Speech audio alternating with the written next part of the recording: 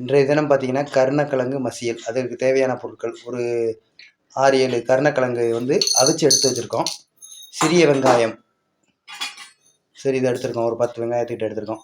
அது பச்சை மிளகா, வரமிளகா, அதோட பூண்டு, அது தாளிக்கிறதுக்கு கடுகு, உளுந்தம் பருப்பு, அதனோட பார்த்தீங்கன்னா புளி கரைசலை வந்து எடுத்து வச்சுருக்கோம். புளி கரைசல் எடுத்து வச்சுருக்கோம். சூப்பரான வந்து அப்படியே கருணக்கிழங்கு மசியல்.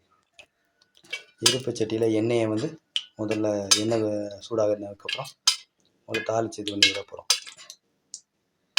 அருமையான கருணக்கிழங்கு மசியல் ரெடியாக இருக்குது. செம்மையாக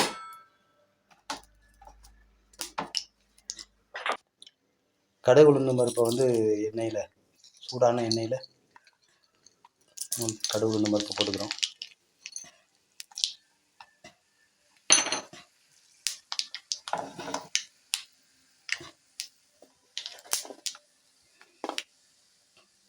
சிறிய வெங்காயம்,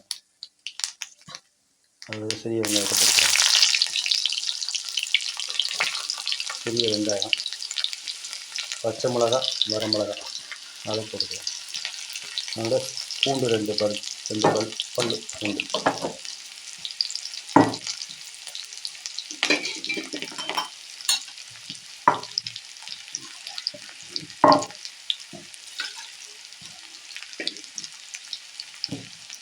இந்த புளி கரைசல் வேற எடுத்து புளி கரைசல் அதில் கருணக்கிழங்கு நல்லா அவிஞ்சதை வந்து நல்லா கை மேலே வந்து நல்லா பிசைஞ்சு எடுத்துக்கலாம். அதாவது பீலர் இருந்துச்சா பீலர் போட்டு நல்லா நசுக்கி எடுத்துக்கலாம். கருணைக்கிழங்கு அருமையாக இருக்கணும். சூப்பரான இதெல்லாம்.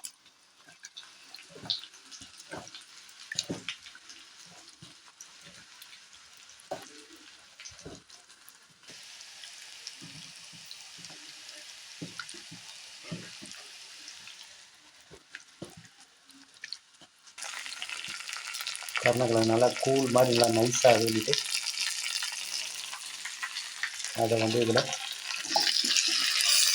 உரம் போட்டுட்டோம். கருணக்கிழங்கு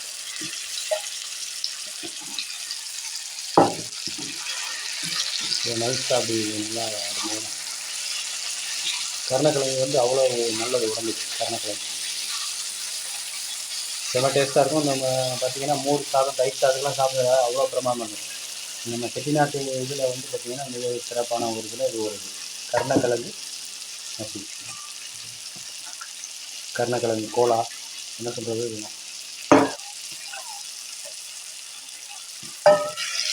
புளி தண்ணியோட வந்து புளி தண்ணி,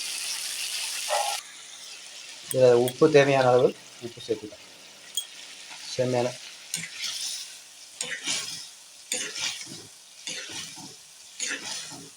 டாட்டா உப்பு தான் சேர்த்துக்குவோம். சூப்பராக அருமையாக அதை நைஸாக அரைச்சி இது போட்டிருக்கனால சீக்கிரமே அதை கரைஞ்சிடும். அருமையான இந்த கோலா இது வற்றின உடனே பார்த்தீங்கன்னா தண்ணீர் கொஞ்சம் வற்றின உடனே நமக்கு அருமையான கருணக்கிழங்கு மசியலாறு கருணக்கிழங்கு கோலா அவ்வளோ பிரமாதமாக இருக்கும். சூப்பராக புளிப்பு லைட்டு இந்த சாம்பார் சாதம் இதுக்கு இது ஸ்பெஷல் ஒரு எக்ஸ்பெஷலி சூப்பரான அருமையான கல்யாண சமையலில் அருமையாக இருக்கும். கருணக்கிழங்கு கோலா, கருணக்கிழங்கு மசியல் சூப்பராக நறுமணமே பிரமாதமாக இருக்குது.